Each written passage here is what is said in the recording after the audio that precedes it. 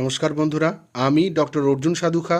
আজ জানাবো হাঁচি হলে কোন বেস্ট হোমিওপ্যাথিক ওষুধগুলি গ্রহণ করবেন। নাক দিয়ে কাঁচা জল পড়ার সঙ্গে সঙ্গে যদি হাঁচি হতে থাকে তাহলে গ্রহণ করুন এলিয়াম সিপা 6 প্রতি 2 ঘন্টা অন্তর 1 ফোঁটা করে। যেই মাত্র হাঁচি বন্ধ হয়ে যাবে ওষুধটি খাওয়া বন্ধ করে দেবেন। এছাড়া যদি প্রায়শই হাঁচির প্রবলেম থেকে থাকে তাহলে গ্রহণ করুন স্যাবাডিলা 30 অথবা 200। খুব বেশি অতিরিক্ত হাঁচিতে গ্রহণ করুন ইন্ডিয়াম 30 2 ফোঁটা করে দিনে 3 বার। নমস্কার।